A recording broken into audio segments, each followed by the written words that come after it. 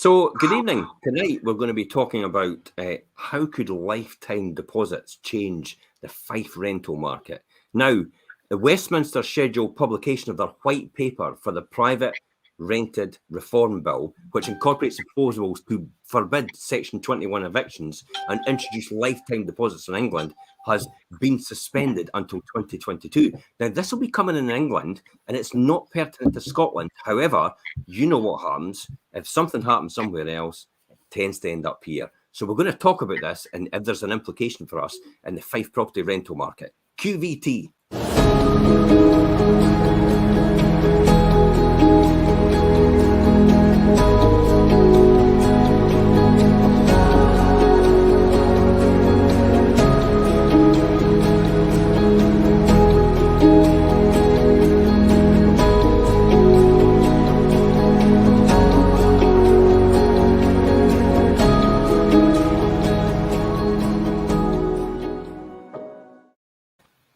Aye, this is actually quite worrying because, there's a raft of legislation coming through for private landlords and investors. And, fair enough, it should be. However, as I said to the Housing Minister, Patrick Harvey, yesterday, it's all very well bringing this legislation in, but who's going to enforce it? It's never been enforced in ages. So on the show tonight, we're talking about how could lifetime deposits, if it comes into place in the English market and it gets replicated up here, how could it affect the Fife property market itself? So I've got Richard Cook, Lettings Director at Fife Properties. Hi, Richard. How are you? Evening, Jim. How are you? And James Watson, seasoned investor and ready to go as well. All prime, James? Yeah, I'm good to go. Right, okay. And people, if you want to ask some questions, please feel free to put something in the comments. We'll get your message. Keep it clean, by the way.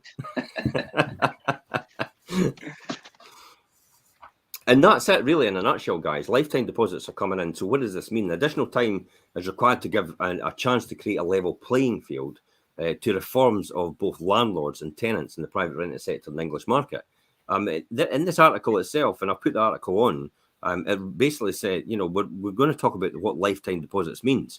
Whilst any law in England would not automatically come into force in Wales and Scotland, I think it's important to consider what's happening in England in case our government decide to do exactly the same. How could a lifetime deposit scheme work? How could they both benefit both Fife landlords and Fife tenants? And when the tenant moves between rented homes, they need the deposit for the new home before being released from their old home. So would it surprise you if I said the average Fife rented home deposit stands at £1,028? Does that surprise you, James? It seems particularly high for me, but then I invest in a particular type of property, not at that threshold. And I think that's it. I think that's really what it comes down to. And I didn't think I've ever had a deposit at that height before. So it's not something I'd be as well. So that tends to incorporate the top end. I wouldn't say the top end of the market. I would say the more expensive end of the market. I would say. It's not really the top end. I mean, Richard, were you surprised about that when I flashed that figure up?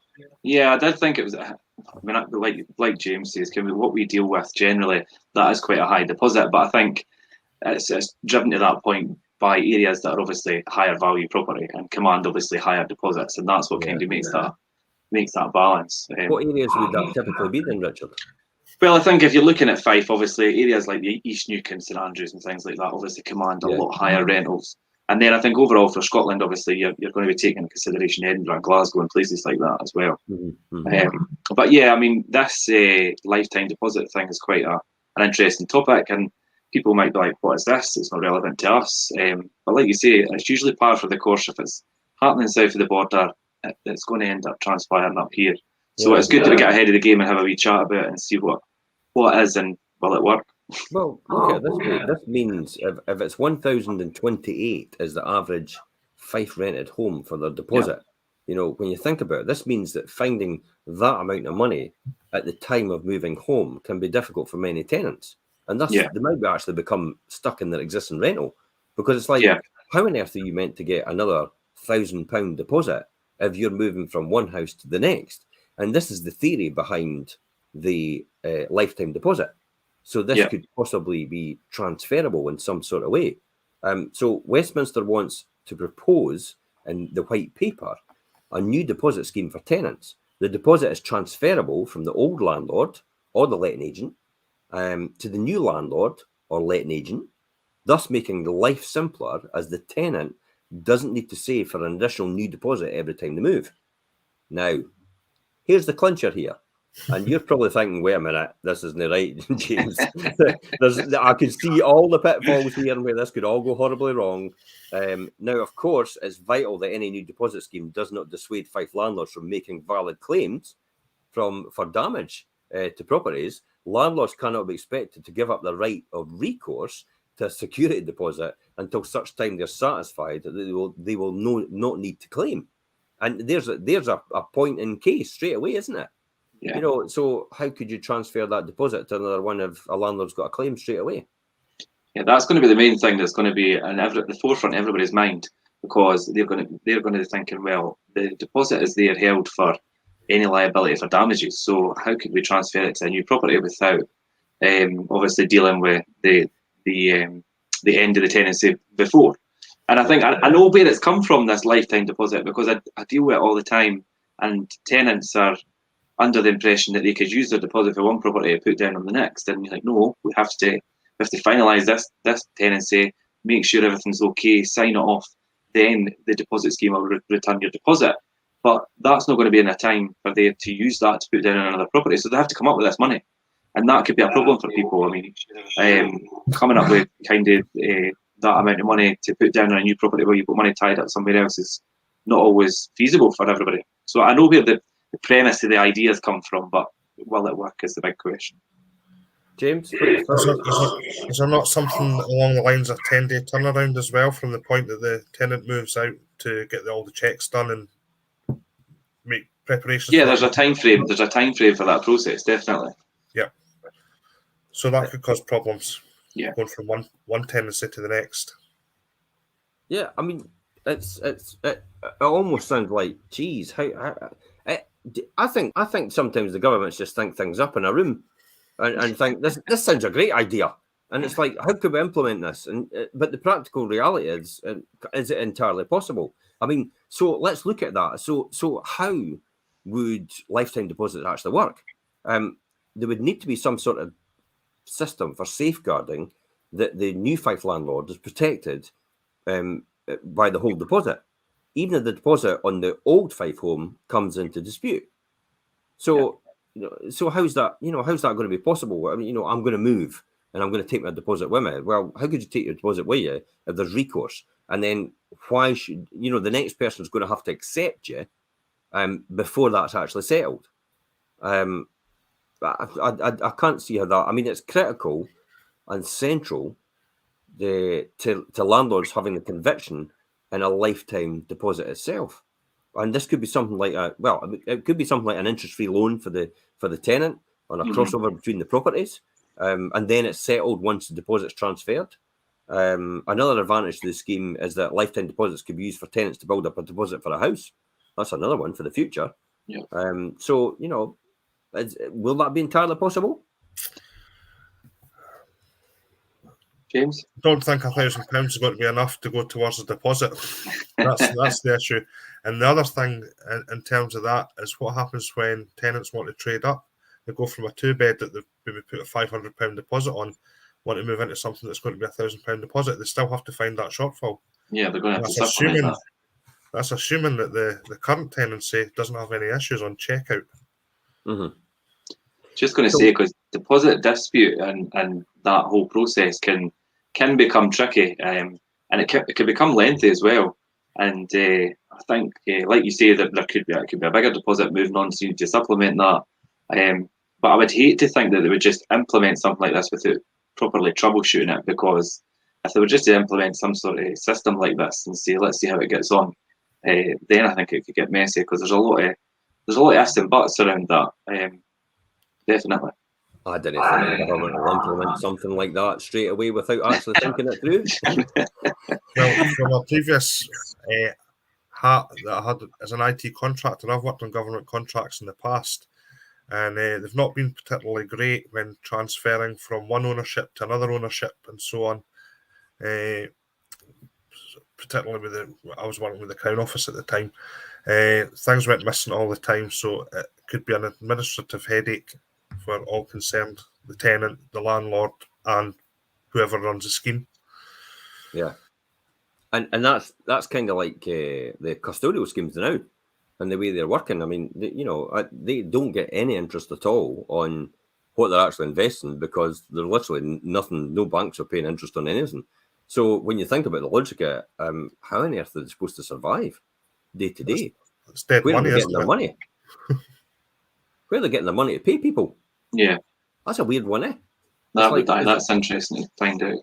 I never even thought of that. Hey, wait a minute. Could that be a Ponzi scheme? It does be a cost that we're going to have to bear. Somebody's going to have to pay for that scheme. Going to have to come to somewhere. It might actually come to that where if interest rates don't go up and you don't get a return, they might end up having to turn around and saying, "Look, we're going to have to start charging landlords," or it could be. I don't know what's happening just now. Maybe landlord registration is actually giving them some money towards running the schemes. I'd be interested to actually find that out. I'm going to do a wee bit of digging on that and ask that question now this has actually come up. I'm glad we did this. I was a bit reluctant to do it because it's completely nothing to do with Scottish legislation. It's to do with England, but it could have ramifications for us. But it's actually just popped that into my mind about the fact that, wait a minute, who's paying to run the custodial schemes if they're not making any money on the interest, which is what that was meant to run it with? Mm-hmm. How's that getting financed? Who's paying it? Well, I'd like to think all these things are considered in the round, We don't want a scheme like this getting poorly implemented and the issues further down the line.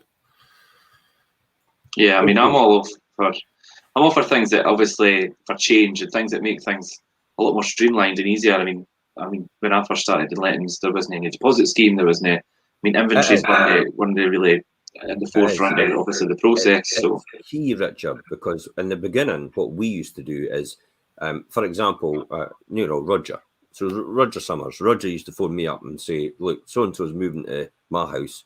Have you got any problems with it? Do you think you'll claim on the deposit?" And I went, "No, I'll be fine." And he says, "Any chance you could just transfer the deposit to me because they want it transferred?" I checked with them and all the rest of it. Says, "Yeah, that's fine. Transfer it to him." And I transferred it to him, and vice versa. You would do that with the landlords you knew. Yeah. So that lifetime deposit actually existed in our world way before then.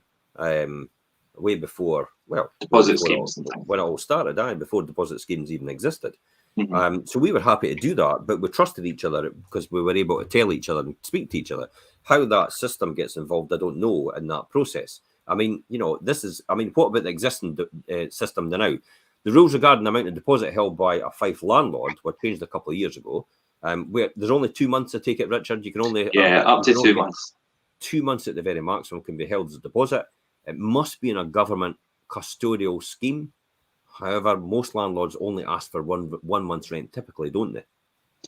Yeah, I think to ask for 2 months' rent plus a month's rent in advance and things, it kind of mounts up, and it's quite a lot to expect for someone up front. So typically a month's rent, and we've started implementing kind of pet deposit things, but they're not mandatory. But yeah, typically a month. Some landlords might not ask for a deposit at all, will they? Because you can get a guarantor. Yeah. So that's an easier way of doing it. Actually, you get a guarantor because I'll bet your bottom dollar if you get a guarantor and it's cast iron, it's far better than having a deposit. It makes it easier for the tenant to get access to a property for having that guarantor. The deposit for Fife tenants have to be saved for, certainly raises the cost of renting a Fife home when you think about it. And then you also think about as well, what's the situations where maybe the deposit would be more than 1 month's rent? What would you say? When would you say that would probably happen for a tenant? We've got scenarios where sometimes when there's a property that's got really high spec fittings and things like that, things that could cost a lot to repair or replace, then that kind of commands a higher deposit. And then, like I said there about pet deposits and things, people are happy to accept pets if they pay a wee bit extra on the deposit. And we'll typically call it a month's rent deposit, and then we'll have an extra few £100 as a pet deposit as such. And people are happy to do that. Mm-hmm. Mm-hmm. Some say the extra burden puts a nail in the coffin of the dream of home ownership for the Fife renters. To give you an idea of the level of deposits held with Fife rental companies, or Fife rental properties. How much do you think that total is? 16 million in tenants' deposits. That is a big number, isn't it? That's a big number. Wow. It doesn't surprise me, though. And it's getting virtually nothing in interest. I know, and I think I immediately think to myself, God, I mean, how many buy-to-let properties could you buy for that? I know I shouldn't think like that, and it's we're genuinely concerned, because we want to see a healthy Fife rental market, don't we? We want to see a healthy rental market in its entirety, and we want to have people able to live in safe and comfortable homes, and for landlords and investors to make an adequate return as a result of that, because they're providing a facility for people. But what we don't want is a case of all the houses being taken into the private rental stock and no one able anything to buy that can buy. And that's not very often that happens, because as we said in previous shows before, James, every single tenant we rent to is not in a position to buy a home at all. And never will be in a position to buy a home at all. So the houses that we are supplying are really taking the place of the local authorities' obligation, which they can't fulfil because they've not built enough houses, and they're still continuing not to build enough houses. So it will continue. So there's 16 million in deposits. Yeah, the other side of the argument contends that if a tenant misses more than 1 month's worth of rent, the landlord is immediately out of pocket. Even before they've even got the cost of the solicitor and any improvement works from the tenant trashing the place, for example. So, you put a lifetime deposit down and you put like 1 month's deposit, but that's literally gone as soon as somebody, damages the carpet, rips the wallpaper, doesn't pay for 1 month's rent, because then you're out of pocket straight away, because legal costs in order to proceed for eviction, if it did come to that, which is very few and far between. Let me point this out again. Eviction is a last recourse. It's a last resort. It never should be the first answer to any issue. It should be talking to the tenant, communicating between the parties, mediation if needed, and coming to an amicable solution in order to move forward, to maintain the tenancy and make sure the tenant is safe and healthy and in their environment and in their tenancy. Eviction is a very, very last resort, and it's very, very rare it happens. We always get to see it, though, and the reason that we get to see it is because it's sensationalized in the newspapers and the media. Nobody wants to hear, oh, I've kept my tenancy every single day, do that. They want to hear about people getting thrown out in the street and, all these things, because everybody likes a good, neggy story. That's really what it comes down to. Yeah, and it ends up on Channel 5 anyway. Well, saying that, you know what I'm saying next, eh? Yeah, tune in tomorrow. All right, so tune in Sunday at 10:30. Sunday at 10:30, I've got Paul Champolina from Slum Landlords, Tenants from Hell, Channel 5. He's going to be doing my Sunday slot with me, Paul Champolina. So tune in live on these channels, and you can ask Paul live any questions you want. What was his toughest eviction? Did he get into fisticuffs with some people? Was it off camera? All these things I'll be asking him. Definitely. I'm wanting to spill the beans and everything. That'll be good. So tenant trashing a place and all the rest of it. 1 month's deposit wouldn't really cover the decent level of protection for the damage of the rent on the property either. So would you, when you consider, this is a startling figure. When you consider the total value of all the private rented properties in Fife is 3 billion. That is a startling figure. No, that's a figure. I saw your eyes go saucer there, James. Like, what? Yeah, it's a lot of bread. Billion. Yeah. That's a lot, when you think about it. For such a small county, certainly. I know, it is, yeah. So, your money's going to be eaten up straight away, isn't it? As soon as there's any damage. I mean, let's talk about what's the typical damages that could happen in a property. Yeah, your typical things is carpets. Yeah. Carpets, wall damage, cleaning's a big thing as well. Dirty ovens, hobs, kitchens, greasy kitchens, dirty bathrooms, seals on baths, unventilated rooms that have got obviously mold and things on the walls. These are all your typical things. Dropping the perfume bottles on the sink. Yeah. Aye. Yeah. Animal damage. I've had that a We're couple allowed of for times where animals. people have dropped a perfume bottle in the sink and it's just basically cracked it. And believe it or not, it's been like, oh well, it's just cracked. It'll be all right because you can still use it. Well, it wasn't cracked before. I mean, I'm wanting it back how I got it. That's no wear and tear. That's damage. Also, door handles, window handles, the things that are used a lot and people are harshy with and didn't really take care. See that as well. They're all common things, and they're all commonly used areas in the house that are used quite a lot. Here's another thing nobody thinks about: bins. Yeah.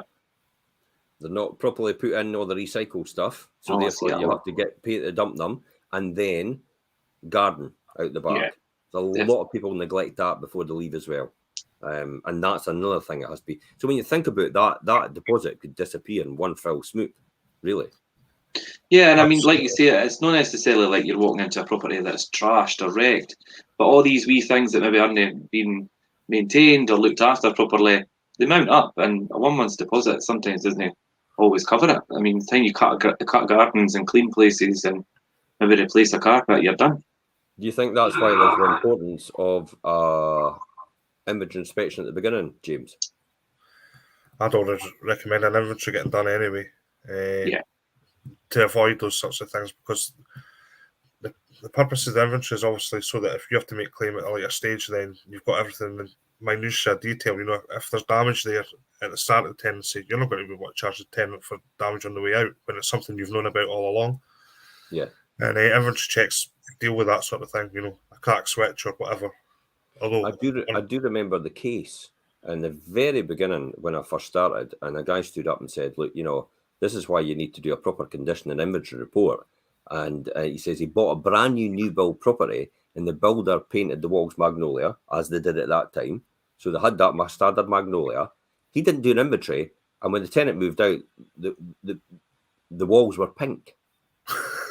And he said, wait a minute, I'm keeping your deposit because you basically destroyed the walls. You know, they were magnolia. And she went, no, they weren't. They were pink. And he went, well, you know they were, because I moved you in and it was only literally about 6 months ago, and I got it off the builder, and the builder painted the magnolia. No, they weren't. And immediately he went, right, okay, I'm gonna keep it. He got the lawyer's letter, and the lawyer said, basically, prove it. Yeah. Right. And he couldn't. And he had to give her a deposit back. And then he had to pay about £2,000 to decorate the whole house.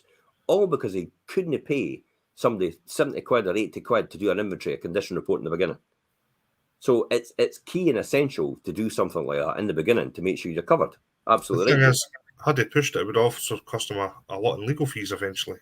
Yeah, as well. And then the back and forward, and all because of that. So it's key to actually work on these sort of things. So, you know, we weren't really meant to cover that, but I kind of thought it would come up. It's important, I think, when you're talking about deposits. That's exactly why I did this, because I kind of thought there's other things that are going to get talked about, and we've never really talked about the reasoning behind that and why you would do that and what things could happen, what things to watch out for if you're a landlord and looking after a property, and how these things will happen. So what are our thoughts on lifetime deposits? Well, my opinion, okay, let's kick off with that. The common need for Fife tenants to stamp a twofold deposit is not helping many Fife renters when it comes to moving home. It's clear that the standard cash down deposit is not really fit for purpose in the 21st century. It's becoming more and more difficult for tenants actually to come up with this. And like you'd seen there, it's £1,000 on average throughout Fife. One might suggest that the government's quest for a lifetime deposit in England could open the door to other deposit alternatives that have come to the market for tenants in the last few years, and we'll see some benefits incorporated into Scotland. Will we see an adaptation of the custodial schemes in Scotland? What's your thoughts? Yeah, I think that's definitely possible. And I think there's a lot of different things that could maybe ways it could go here. And I think, like you say, we'll see how it turns out down south when they actually roll it out. But I'm not sure. I'm a bit on the fence about it, to be honest, whether it would work or not. What do you think, James? I think there's going to have to be a mechanism in place, like we said. What happens if, you know, they go into the first tenancy, it's £600 deposit, £200 of damage on checkout, they're down to £400. As long as there's some sort of mechanism to make sure that they top that up prior to going to the next tenancy and each subsequent tenancy. What you don't want is for it to continually dilute it to the point where there's no deposit left. Yeah. And then the tenant's having to find a massive deposit for the next tenancy. Or they're going to have to work out some sort of pre-arranged inspection to come to account of what the cost is going to be before the tenant moves out, to give them the chance to actually rectify it or actually forfeit that straight away. So a sort of advanced thing. Now, we've tried to do this in the big. We've always tried to do this anyway, Richard, haven't we? We've always sent a letter out before. As soon as the tenant gives notice, it's like we send a standard letter out, and it basically, or an email out, and says, look, this is what we're going to do on your checkout. It's going to be bang, bang, bang, bang, bang. This is what their house should be like. This is your tenancy inspection report from before. So we need to have that back as it is, minus fair wear and tear if you lived in it for a wee while, and what fair wear and tear means. So ideally, in an ideal world, if everything's right, then we should actually get the property back how it is, or the tenant should be coming to us and saying, look, you need to deduct a certain amount because of this and because of that, and we come to an agreement before they move on. So that should all be done. But guess what? In an ideal world, in a commercial reality, that doesn't happen. And I have done like pre-exit inspections just to kind of gauge what the property is going to be like if I'm moving one person to another property.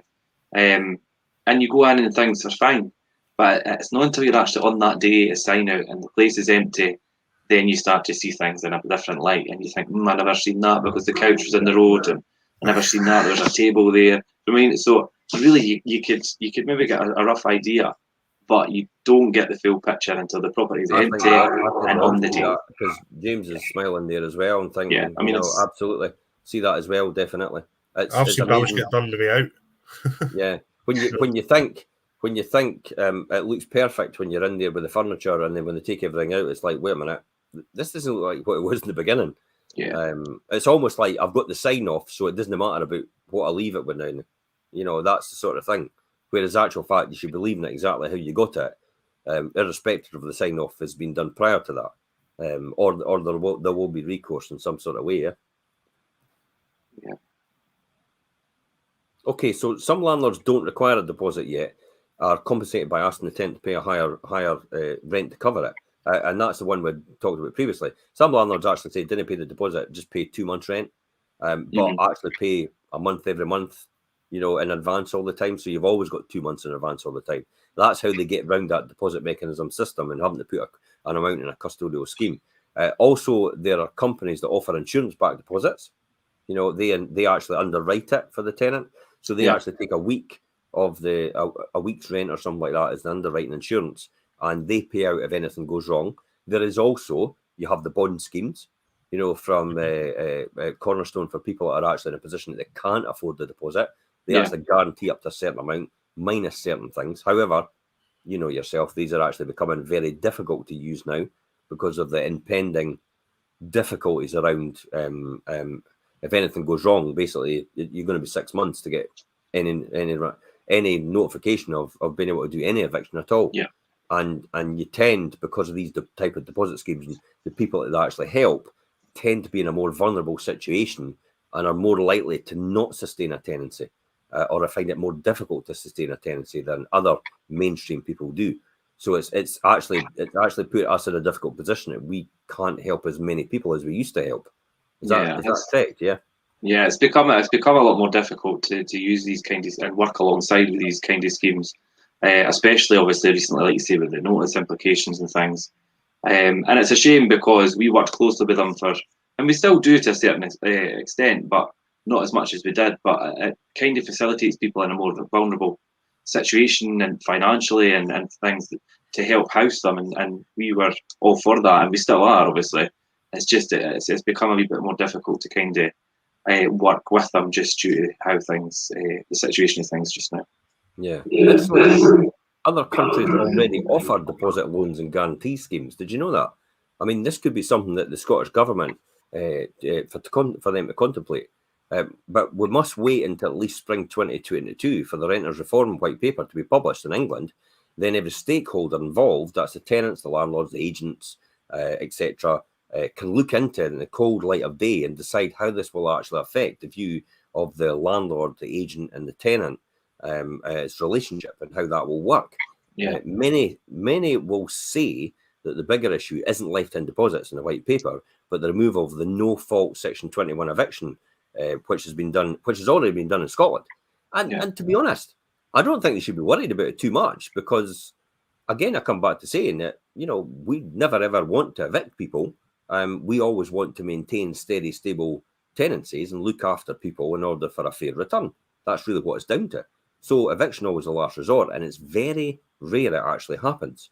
However, when your risk is when you're put in a more vulnerable and riskier situation, you tend to then avoid taking tenants you would have otherwise taken because of the way the system's been changed.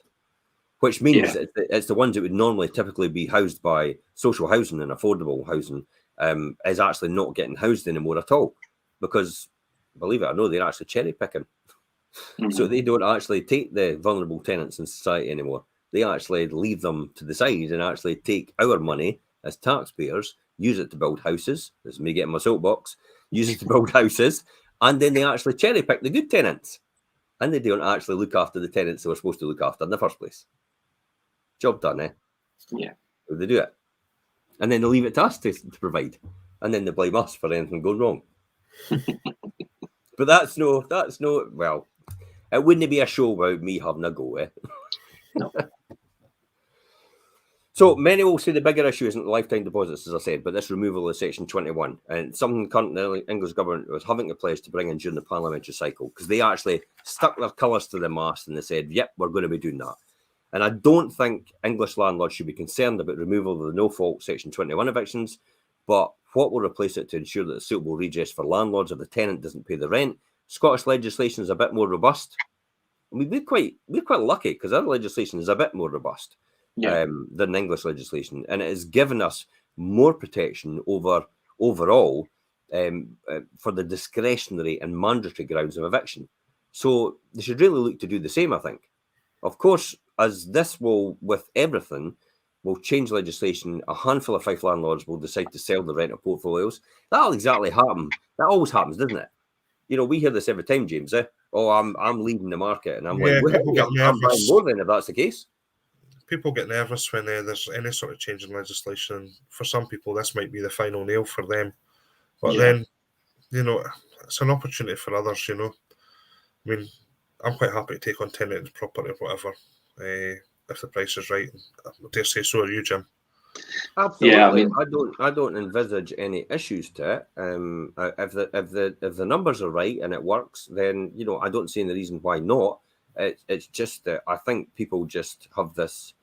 Well, we'll call it fear. I mean, it's false expectations appearing real. Well, the thing is, it's a win-win for everyone, though. The tenants can remain in place. You've got a new property on your list, and the departing landlord gets a clean exit. Yeah, I've done a lot of deals like that recently, and I think over the last year or so with coronavirus and implications and notice periods, and some landlords have just been like, I'm done and exiting the market. And I started to see that, and I thought, God, is this going to be a thing? And then the new blood coming in and new investors has outweighed that. So which is good to see. It's because again, when I go back, sometimes I have a wee moan fest about all the tax advantages we had years ago. Yeah. But the reality is, it's still okay just now. The numbers still work just now, fine. But some of the landlords from previous think, because it's no as good as what it was, and they've never, dare I say, they've never actually invested correctly. They've not actually looked after the portfolio properly. They've not. They've taken far too much out of their company. They've been lazy in their occupancy rate and making sure it's not occupied enough. They've been, just all these different things that have led up to that combination of the fact that they're on the borderline of, if anything changes, then they're not making money. Whereas someone like us, James, it's like we make sure the interest rate's at the best interest rate, the occupancy rate's at the highest occupancy rate, the condition of the property is at the best condition it can to attract the best quality tenant, and the rental level is at a decent rent. And I'm not saying it's at the maximum rent, but it's certainly at least at the what we call the local housing allowance rate, which is actually the medium amount that the rent assessor actually says should be charged in Fife for that type of tenure of property, based on the highest point and the lowest point and the what they call the first quartile in between, in there. So that's how they work that out. So it is actually a reasonable amount of rent that we charge. So it's not extortionate. So if you get that right and you get the numbers right, then you shouldn't worry at all. There's nothing to worry about. And it's just a change of contract, really, at the end of the day. Yeah. So this is how I see it. This will reduce supply and availability for Fife rental properties, meaning rents will rise, classic textbook supply and demand. Thus landlords, yields and returns will rise as a result. That's exactly what will happen. When legislation comes in and they do stupid things like this is what happens every single time. They just force rents up as a result because they restrict supply, because they put people off coming into the market. Job done, eh? How to muck it up is put further legislation in. That's what the government does all the time. And they're always tinkering with it, so there's going to be more. Exactly, and it puts people off into the market. It restricts supply, demand's all there, so it still continues to go up as a result. So they cause the problem in the first place to themselves. The answer to this is make sure you enforce the current legislation and find the ones that are actually doing it incorrectly, re-educate them, find the ones that are doing it criminally, and get rid of them.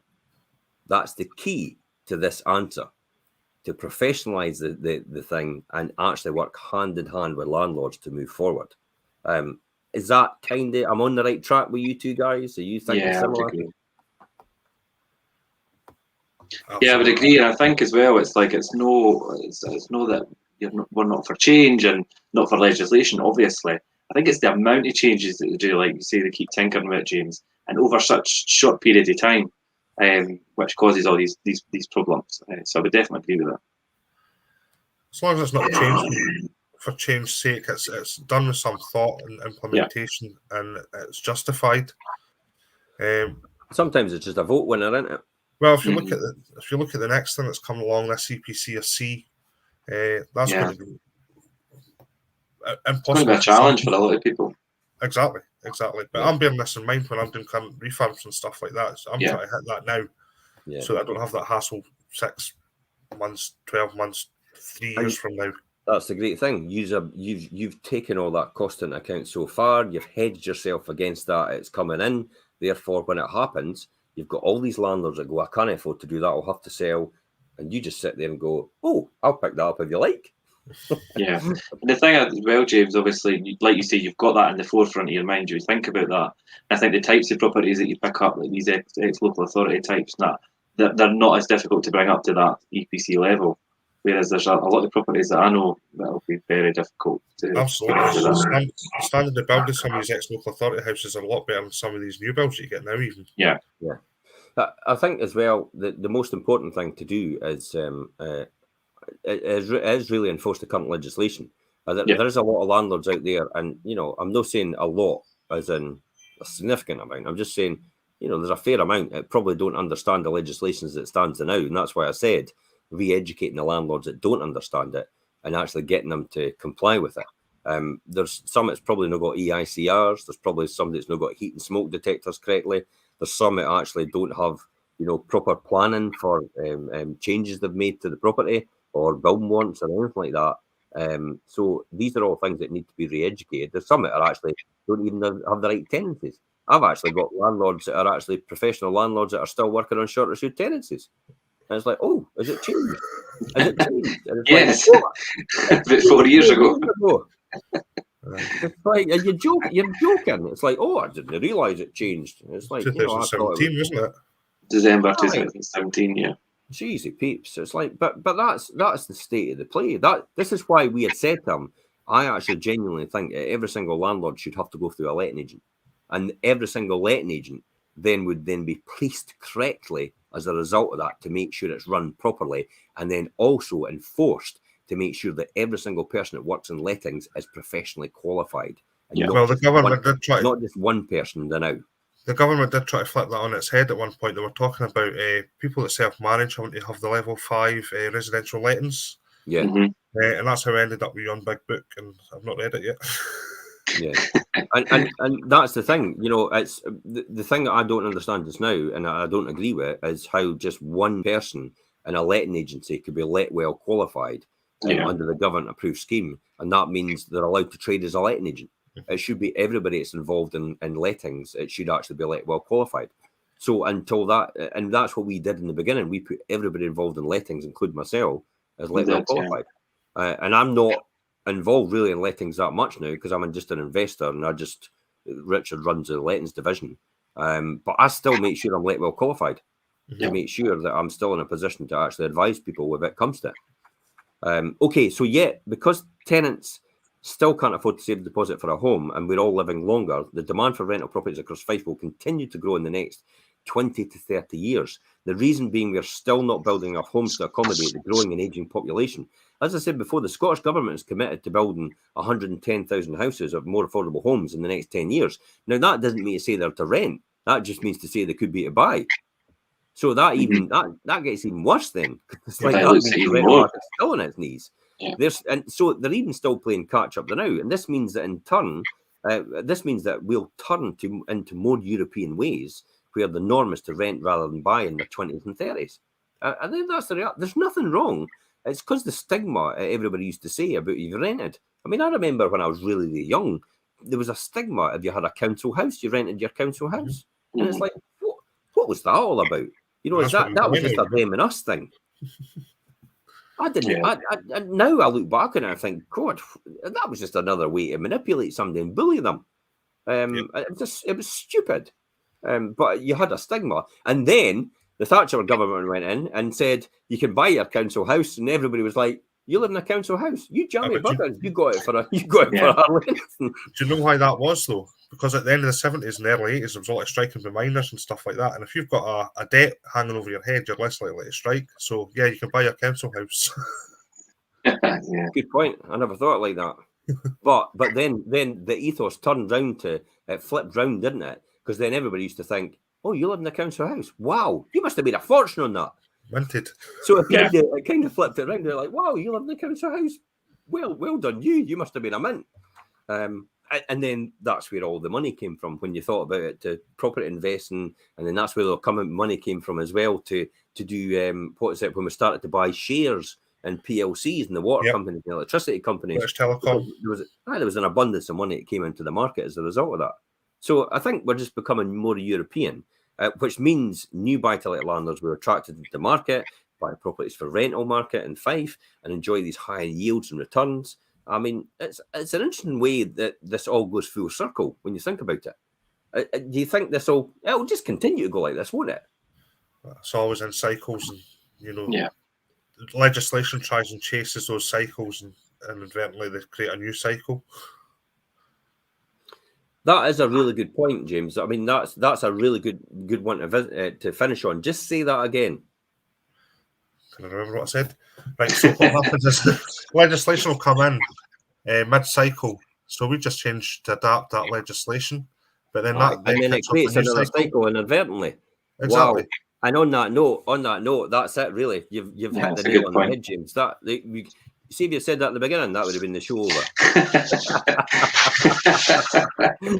And that's it. If anybody else has got any questions, please feel free to ask us on the rerun. You can message us direct as well. You can call in at any of the offices or speak to Rich or myself, or if you get a chance, speak to James as well. He's on social media.